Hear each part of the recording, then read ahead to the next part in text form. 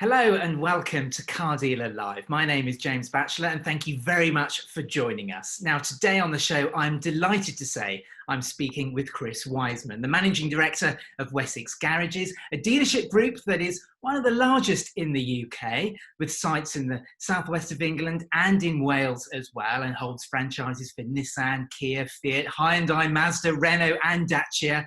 And Chris joins me now. Hello, Chris. James, good afternoon. Lovely to have you on.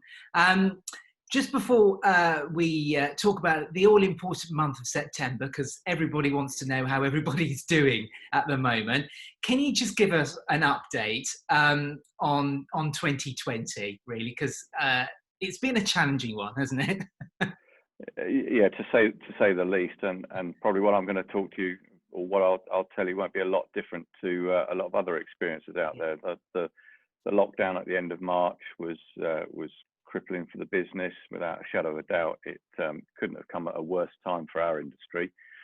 And of course, having businesses in Wales and England, we were also split between two different sets of legislation, and still are to a certain extent. Bounce back was exceptionally good for us in June, July and August. Trading was ahead of last year. Certainly ahead of where we budgeted when we were in COVID to where it would be. Our fiscal year starts 1st of April. And it looks like for the year, we're currently sat above our prior year performance. So I'm quite pleased with that, bearing in mind the losses that we took in the months that we shut. In part, that's due to the support from the government furlough scheme, which was phenomenal, and the business rates going was again has been an absolute godsend to us. So, all in all, the bounce back has been pretty good, helped by some of the brands that we've got that you mentioned earlier. We're carrying some strong brands at the moment. So. Yeah. And how frustrating it must be for you. You've got dealerships in Wales and in England, of course, different regulations and laws. And of course, they are prone to having different kinds of lockdowns as well, you know, should that eventuality occur. Has it been quite challenging for you? And have you also had customers where you think you may have lost business because of it? It's been a challenge, yeah. There's no question about it. Our goal from the outset, even during lockdown, when we could see, when we started planning for a return to business, was always to make the businesses look as professional and be as safe as we possibly could, and really make an impact when customers do walk on site, or when you're talking to them. You can really say with some confidence that the businesses are probably over the top, and over the top, I would say, compared to virtually any other retail environment that I've been in, and keeping that momentum, keeping that eye on keeping colleagues safe and customers safe has been paramount throughout the process. Feedback's been exceptionally good from anybody that comes into our businesses, or anybody that we're in contact with, and from our colleague point of view, the feedback has been exceptionally good, very well received. I don't think we're losing an awful lot of custom at the moment. The numbers are up. Okay, some of that was pent-up demand, but certainly the numbers are up on new and used at the moment. Service departments are flying, and I think a lot of that's down to communication. When you're talking to people, explaining to them what we're doing, if you'd like to keep them safe. Yeah, there's challenges across the border, no doubt about that. But if our measures are robust enough, we tend to be ahead of the curve anyway. So we tend to be ahead of what is being told to us by government at the moment. Yeah. And do you think the differences between Wales and England have been fair? Have you been able to understand them and been able to adapt your businesses accordingly? Look, the motor trade's got a history of being very adaptable and very resilient, hasn't it? And that's what we've had to do in these circumstances. It's not for me to decide whether the government is fair. I think it's confusing. It's confusing for retailers in any industry. It's confusing for members of the public, and it's completely disjointed. And that's without getting into airlines and where you can and can't travel from. That just seems crazy to me. So yeah, a challenge certainly, but like everything, we have to adapt to it. We work our way around it, and we make sure that we're prepared as much as we can be. We're 10 miles away from an area that's in lockdown at the moment, Caerphilly and Blackwood in Newport, where I am at the moment. And who's to say that's not going to come into Newport, where we have 4 franchises on the site and an accounts department. What we have to do is make sure that we're prepared so that those people that can work from home can do very quickly, and those other key areas of the business stay open and are safe and resilient. The danger being something happens in the last week in September that happened in the last week of March, and that would be an absolute disaster. Yeah. Well, let's talk about September. I mean, all eyes, we're all waiting with bated breath for the new car registrations to come out at the beginning of next month to find out what the month has been like. How's it been for you so far? Generally, exceptionally good. We're just starting to see the undertones of stock shortages in certain areas and certain products, but we carried a lot of wholesale stock moving into this, which I was glad of for once. The brands that we represent have been exceptionally good. I think we're certainly ahead of the curve with 2 of our main brands. A couple of the others are where we would expect them to be at this point in a normal month.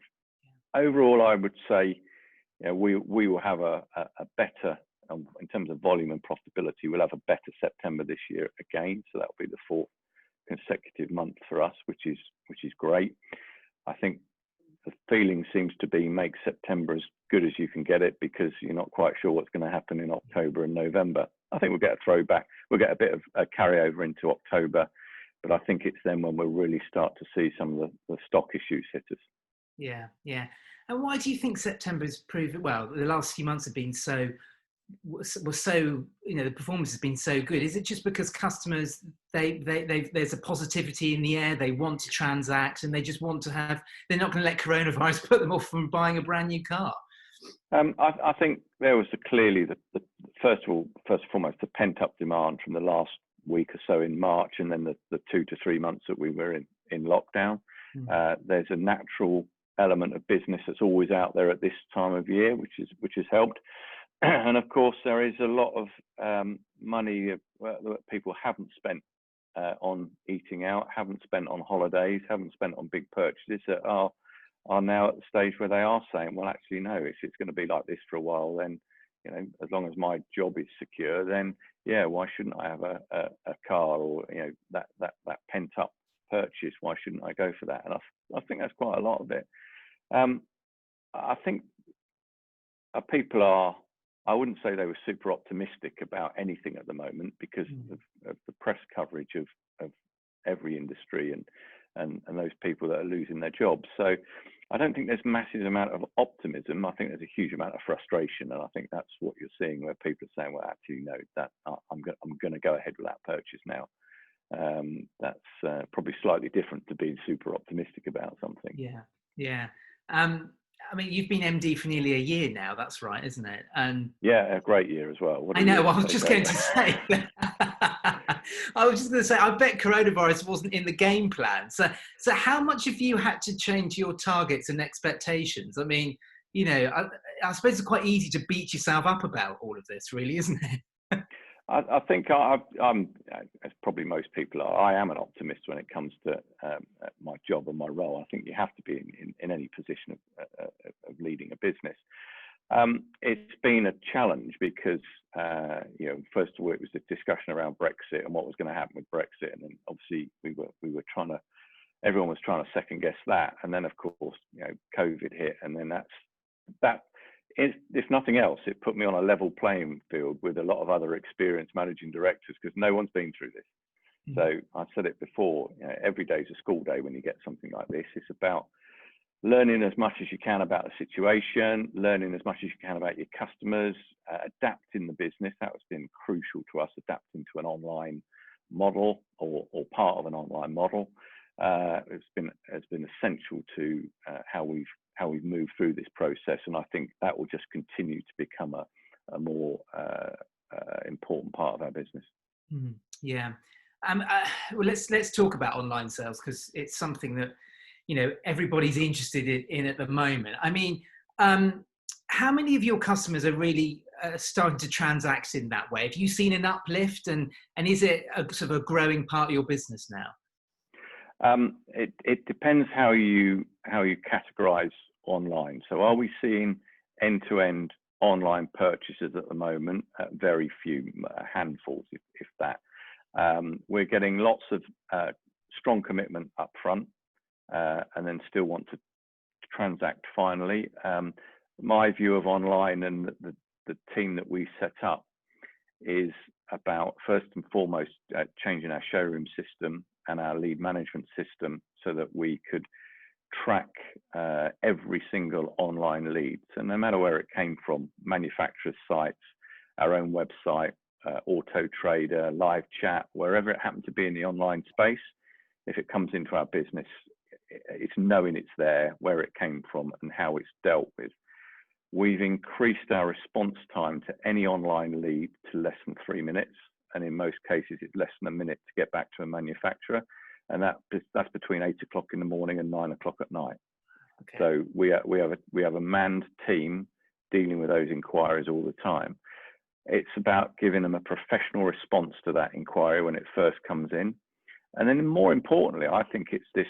I'll call it a hand-holding exercise, a concierge role. I have a team, we call them online navigators. They then phone the customer up, and then they talk to the customer about how he wants to purchase. So the customer's not seeing it as a salesman ringing them up trying to sell them something. It's somebody speaking to them saying, well, you can transact with us in any manner that you wish. If you want to go end to end, I'll talk you through it. I'll show it to you. I'll walk you through the process online, and you can transact without coming into our business. If you want to come into our showrooms and have an appointment with a sales exec, we will do that for you. Or if you want us to bring a car out to your house, we will do that for you as well, so you can demo at your house. And it could be any other channel in between that. So it's more about engaging with the customer very early on. And the customer seems to be very willing to have those conversations with you now. So they don't feel they're dealing with a salesperson. They are to a certain extent, but all we're doing is qualifying them in terms of the process and getting them to an appointed stage. It means when they come into the showroom and they do sit with a sales exec, the sales exec is better briefed. It's an appointed time, so there's a commitment from both parties on it. And the propensity to buy at that point is obviously much higher. Yeah. And I think for many customers, if they're able to make the first approach online and they have like a concierge kind of service, and perhaps even get their part exchange sorted before coming into the showroom, some of the old-fashioned kind of mentality perceptions of buying a car are sort of dealt with, aren't they? The unpleasant selling side. So when they actually come into the showroom, they've already got that rapport with the sales executive, and they're there just to perhaps just drive the car and drive away. So, the nicer part of the whole deal is actually in the showroom, isn't it? Yeah, I think it's first and foremost, it's about becoming much more professional, far more professional. How we talk to customers, not from a car selling point of view, but think of it as a hospitality, a hotel industry. Those people that offer that level of service is first and foremost, and that's where some of the training has come in. I think that we can provide far more information up front, product information, product videos, links to manufacturers' sites, links to we can deal with finance, you can deal everything online if you want, with the hand-holding exercise built into the middle of it. But it's about a far more professional approach, in my opinion. That's the feedback we're getting from customers. They tend to be blown away by it because they see it as somebody outside of the sales process that they can get advice from, get help from in a far more customer-friendly way than sometimes we've been before in the traditional sales route. You can tee the customer up with lots of information before they even visit the showroom. It's a difficult time because we're asking people to wear masks and sit behind screens and socially distance. That's tough enough as it is. So to make it as pleasant as you can in that experience is absolutely key. Yeah, yeah, and they really are physical barriers, aren't they? There's no Yeah, other word absolutely. for Yeah. it. Yeah. Yeah. Now, Wessex Garages has always been well, it was an early adopter of video, really, or really latching on to the idea of using video and the positive side of it. Um, I suppose your experience in that really must have helped during coronavirus, because lots of other dealers who perhaps haven't really jumped onto the video bandwagon probably had to find themselves quickly having to adapt to a new way of communicating to customers. So your experience in that must have really helped during lockdown. Yeah, it helped. We were into video well, several years ago now, Yeah. and we did it initially because we came out of Auto Trader, and we wanted an alternative to that, and that was to provide far more information and in-depth videos, images in a far more professional way to the customer base. We, as most people are, use Auto Trader in a limited way now anyway, but the videos were a significant investment. I mean, we have turntable setups in all of our businesses now.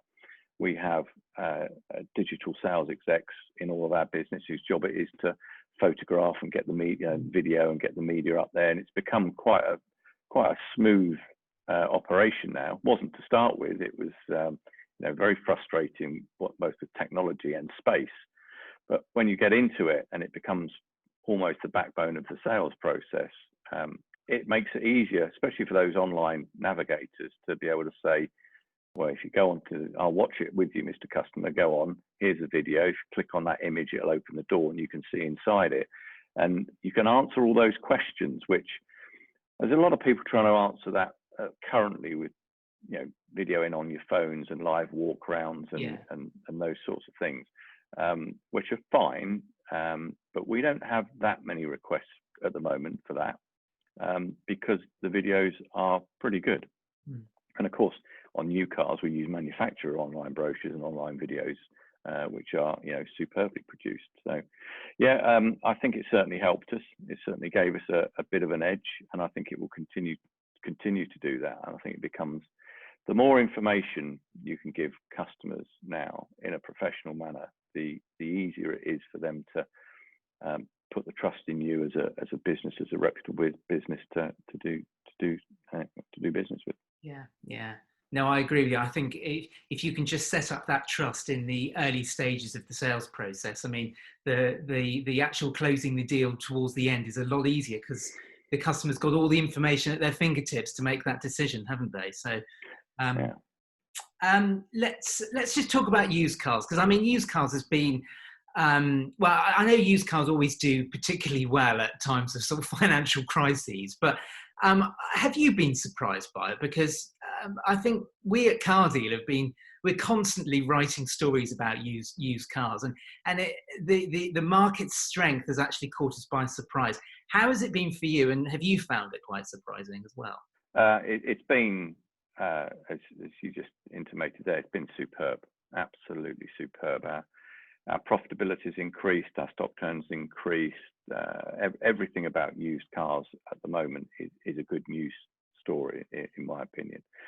I was dreading the lockdown period because I think some people thought if people need to get cash back into the business, they'll start dumping used car stock and trying to generate cash, and I was dreading that they would see a complete downturn in used car values, because that's what was going to happen. Unfortunately, pretty much everybody held their nerve, which was good news, and CAP did the right thing and held values, because no one was selling anything.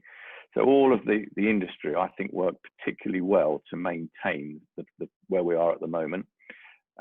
Used cars will benefit off the back of some of the lack of new car supply, without a shadow of a doubt.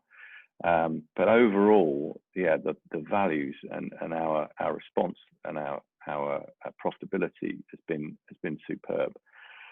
How long that holds up, I don't know, because we probably all thought it was going to drop, and we probably think it's going to drop again. So I'm hoping that any adjustment into the market is a very, very gradual adjustment, not a cliff edge. We had the cliff edge last March, or prior March. That wasn't a good experience for anybody. So we need to avoid that. And it's all about having the right stock profile at the end of the day. I mean, there is a certain market which is incredibly difficult to get hold of. The sub £6,000 touch car, is what everyone seems to want at the moment. But we're seeing demand across the board. We're seeing demand with late low mileage ex-demonstrators, particularly good at the moment. We do a lot of fleet buyback business, which is really good news coming back in. That provides us another arm of used cars. So yeah, long may it continue. I think it's been refreshing to hold used car values where they are and not have to make any kind of radical changes. And I think I'll see that happening through September into October. Again, November, December, who knows? Yeah, well, exactly. And that's sort of really my last question, really, which is the predictions for the rest of the year, really, because if you look at the news at the moment, and especially this week, the SMT have come out and saying that there's going to be a double whammy at the end of this year, what with the coronavirus and Brexit, and it's very easy to get quite negative about what's potentially going to happen at the end of this year. What's your view, and are you just trying to remain as positive as possible? I know you're an optimist, but what do you think is going to happen? I'm sure you've interviewed far cleverer people than me that have said they haven't a Not clue. always. And I'm probably in that thing. To be honest, it's anybody's game. It depends on what happens with furlough when that expires. If he comes out with something else, I'm hoping he will, not just for our industry, but for lots of other industries which we are dependent on. I think he's going to have to come out with something, some kind of package to ease the pain as you go into the fourth quarter. So it's key. The government response is key. I've been saying this for a while, that as people saying, why haven't the government supported the car industry? But the car industry has been quite vocal about saying how well we're doing. So it's kind of unlikely that they were going to suddenly jump in and support us. We may need that support come Q4. That's when we will need it as you get into the latter part of the year. I'm confident that the brands that we work with are the right brands. That's really important to us, having that relationship with the brands. On the whole, they've been exceptionally good in working with, in partnership with the dealership body, which has been very refreshing because we're all in this at the same time for once.